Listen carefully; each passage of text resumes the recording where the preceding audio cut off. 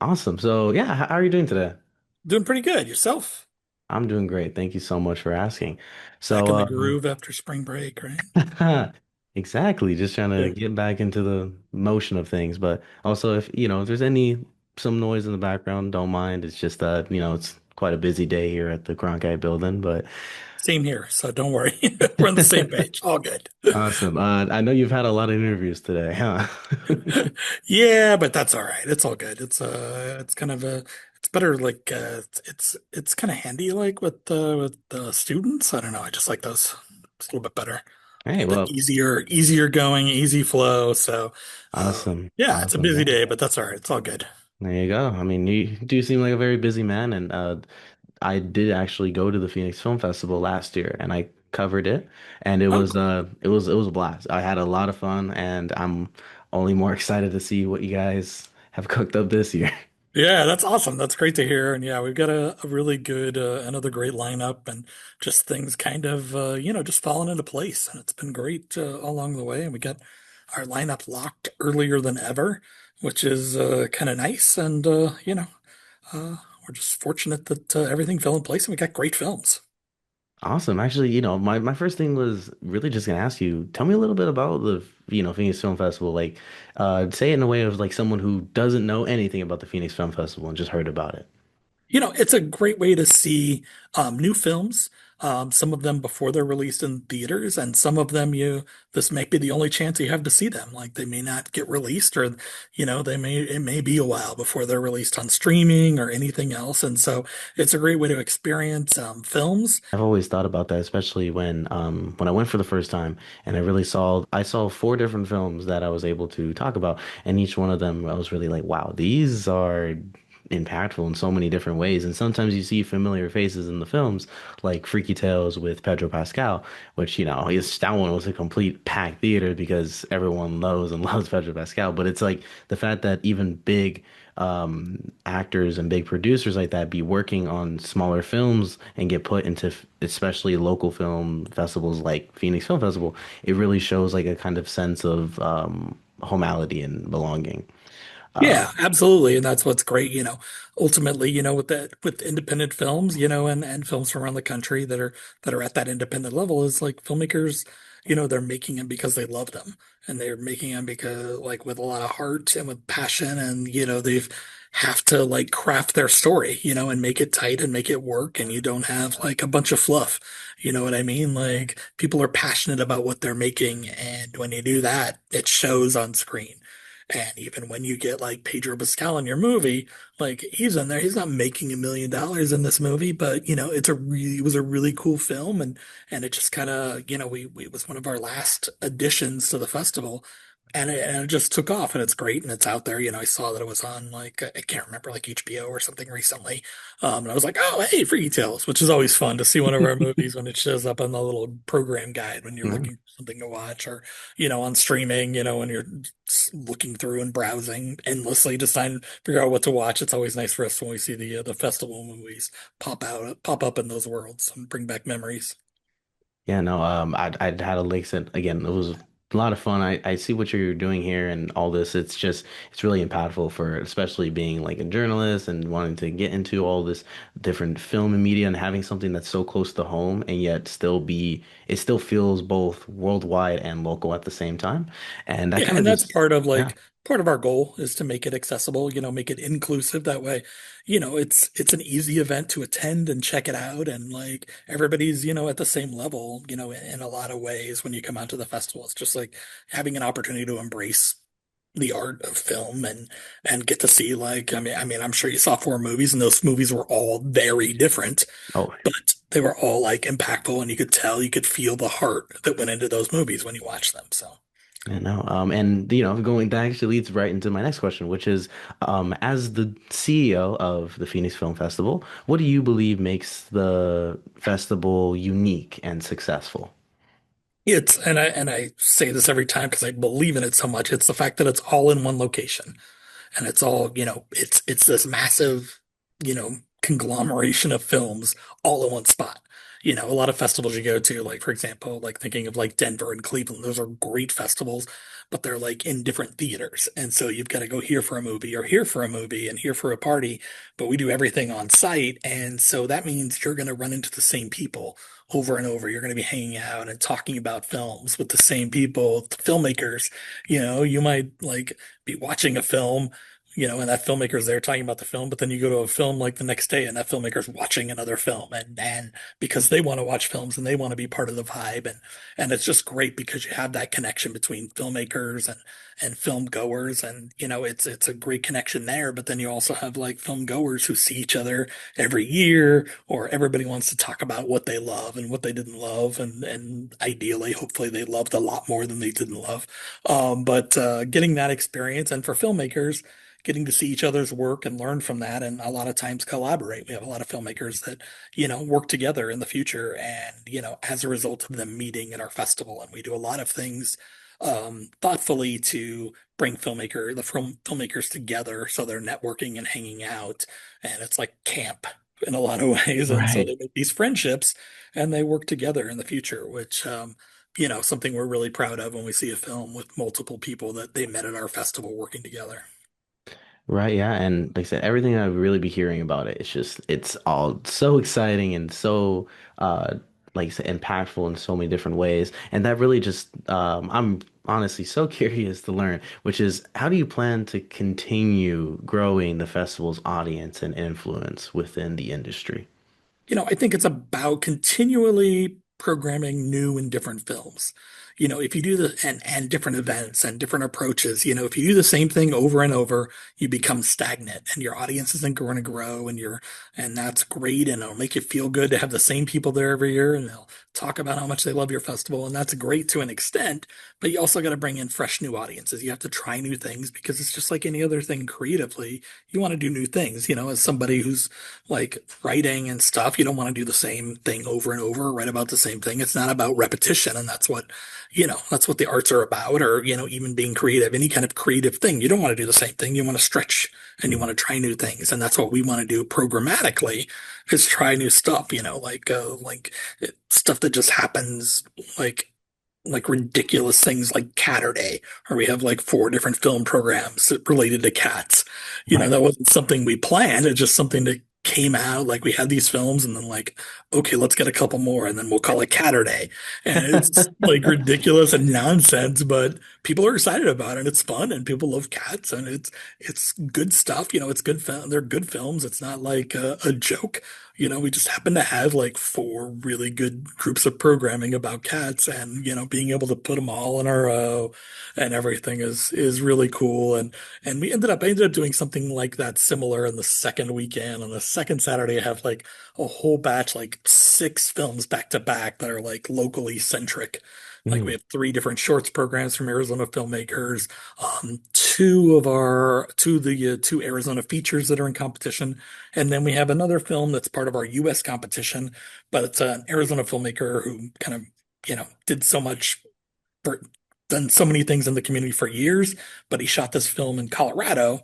mm. And so we're like making him part of that because everybody loves, Kieran Thompson is his name. The Only Way Out is Through is his film, and it's fantastic. And he's got like, he knows so many people locally. So it's like he's part of the gang.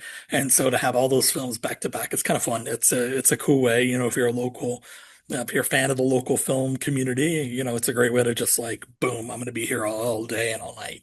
Yeah. I am curious though, since you did bring up the fact of cats, are you a cat person by any chance or? I'm not against them, but I got two dogs. I got two dogs. My wife is allergic to cats, so Oh, that's my built-in excuse. But our 7-year-old wishes he could have one, but no, it just you're like, doesn't you know what? work. Stick with the dog. Let's stick with the dog. Yeah, he loves animals of all kinds, but it was just it's just I've never like I had one when we were younger and just never like I always had dogs, and it's not like I'm not like one of those people that it's a hater. Like I'm Hey, good with them. We're all cool, respect. but I All prefer dogs. we're cool. Like I ain't got Yeah. no beef with Right. them, but Right, exactly. Yeah, yeah. I don't hate cats. Right.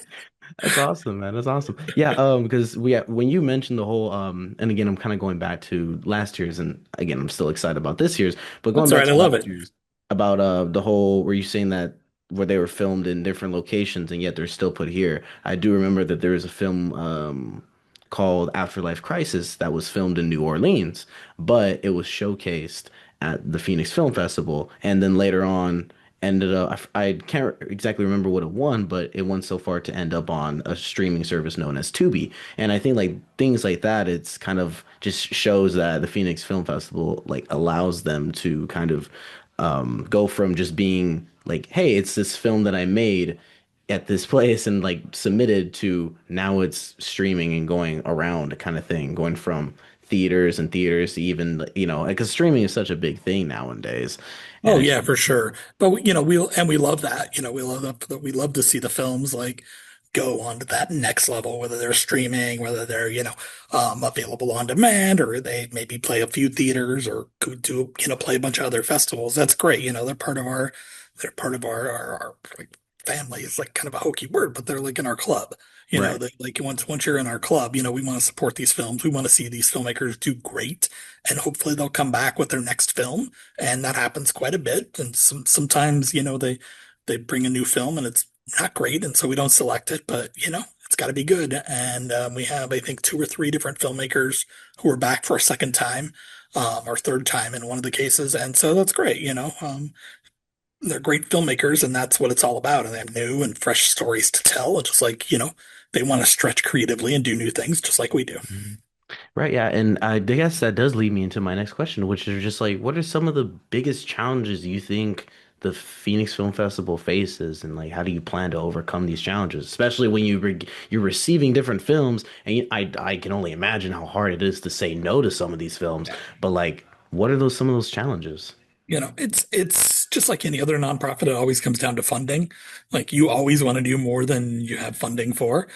Corporate sponsorship dollars are much harder to find than they used to be, and so we've got to get a little creative in how we do things and how we raise money. Just and that's just it's an ongoing challenge, and it's never going to be easy. But we'll get creative, we'll figure things out, and we'll make it happen. And it's like um, previously, we received a grant from the National Endowment for the Arts, but Oh, now, with our take on diversity, we're not exactly welcomed in by the current federal government regime, and so we're not going to get funding from the National Endowment for the Arts because we refuse to compromise. We won't give up our support of community spotlight films like films from Latinx, Native American, African American, AAPI, and LGBTQ filmmakers. They're part of what we do. And we're not going to just abandon our principles and the types of films and the wide variety of films we program because somebody thinks it's not a good thing to be diverse. It's just, we'll not compromise that because that's not who we are. And so that adds to our fundraising challenge. But fortunately, the community steps up and helps support us and comes out and buys passes and donates when they can, as a nonprofit, tax deductible donations. And so, we count on the community to step up. And that's why we want to do so much we can to give them a great event because then they'll return that love. right. And truly, as someone who, again, being like an observer, being someone who loves to participate in these types of festivals and whatnot, it truly means a lot to see that you guys are willing to put your foot down and be like, hey, these stories matter, and despite what some may think or may say, we're gonna shine light on the stories that need to be told. And I Yeah, absolutely. Underrepresented communities. And it's like, what I see in the world is going to be different than what you see in the world. And the story, we could tell the same story about a situation, but how you see it is going to be different than how I see it. Very much so, because come from different communities and, we have different backgrounds. And I think that's what's great about it is to highlight that and let people, from like when they go to see the African American directed shorts, if they're from that community, get a sense of pride, get to see films that come from people that look like them. And for mm, somebody like me to see that, get to see a different perspective on things what comes through their eyes. And I think it's a really valuable human experience. And to do it through art is fantastic. oh yeah, I mean, I still believe that films are one of the most impactful, if not the most impactful ways of storytelling ever created. I know you got music, you got books, you got let's say all they're all storytelling at the end of the day. So it's just Mhm. films seem to be impactful in just so many different ways. But I am curious, so how do you see the Phoenix Film Festival leveraging its location in Phoenix to attract filmmakers and audiences from like around the world? I think, the location is great by being all in one place. That's a big deal. And once people experience it, they get hooked and they want to come back because they get that vibe and that great community feeling. And, we play that up pretty well. And, the experience that we give the filmmakers because they want to come back because they have such a great positive experience with us. We're leveraging that as much as we can. And for the audience too, we want them to spread the good world. We want good word. We want to, give them a great experience. So they're bringing their friends and like, oh, you have to come see this. This is crazy. This is amazing. If you love movies, you need to be here. Even if you just like movies, you want to be here because there's something for you. There's something for everybody. Not every film is for everybody, but we have something. We have something for everybody.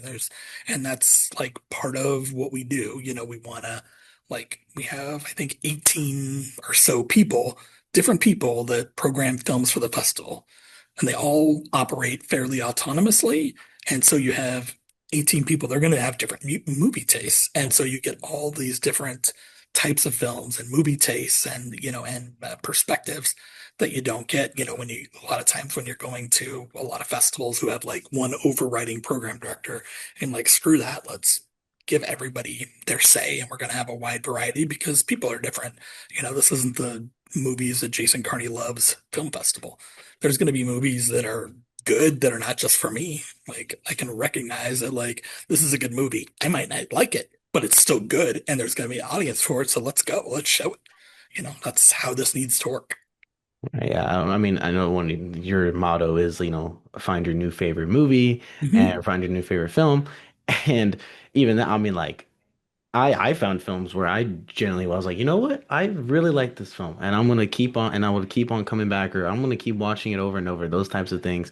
Especially the ones, I don't know why, but like the most impactful ones especially are just the stories or the films that you don't expect, that kind of thing. Like those ones Sneak were up on you. Yeah, exactly. we saw, oh man, is it The Secret Agent? Was like nominated. It was like a Hmm. Brazilian movie that was nominated for Best Picture. We went in like there wasn't much out, so we're just like, oh, let's go see this.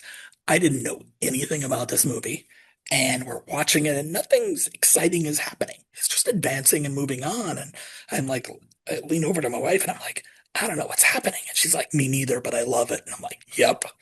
It's just like seeing something new and something you wouldn't have expected. And that happens at the festival all the time. And so, like, getting that feeling is really cool. Maybe seeing the next great thing. Yeah, yeah, especially when it does, you can see that a lot, especially when it comes to like foreign films where some people are like, "Oh, if it's not in my language, I don't want to pay attention to it." But there's so many different films out there that like us as not only filmmakers or moviegoers got to really truly realize that's like these films that although aren't in our language can still be one of the greatest storytellings we've ever experienced. And I'm Yeah. curious, And like it. I think last year was like just such a banner year for films. Like when it came to like the Academy Awards, how many like foreign language films, because they're telling new and fresh stories and it doesn't matter. Like, okay, so I have to read dialogue. Big deal. Like maybe if I want to just chill out and watch TV, and like doom scroll on my phone while something's on, like that's not a good fit. But generally, like you want to be engrossed and learn about a story. Like that's great, whether it's subtitled or not. Who cares? As long as it's telling a great story. Man, I mean, I was actually honestly gonna ask you. I'll be like, I really want to know. I want to know the CEO of the Phoenix Film Festival. I want to know what is your favorite film as of right now? What is your favorite film? I love Almost Famous. Ooh. Um, yeah, it's 26 years old now, I think, something like that, 27 years old. Cameron Crowe, Kate Hudson, really young Kate Hudson, and just a great cast. I love movies about music. And so that was like, all right, this music or a movie about a fake band is my sweet spot. That thing you do, that movie, and there's several others. I just, I love those kind of films, and that movie just captured me. Like we went, my buddy Greg and I, we went saw it at a theater. Like I remember when we saw it. It was like a Friday afternoon on opening day. Like, and I just remember the opening credits and being captivated. And you have like, that's another thing about movies is like you remember. Like a lot of times you remember when you saw it, who you saw it with, where you saw it. And so there's so many memories tied to movies, which is really sweet. Yeah, I guess now really I just want to know what is your favorite part of the Phoenix F Film Festival, like overall? What is your favorite part?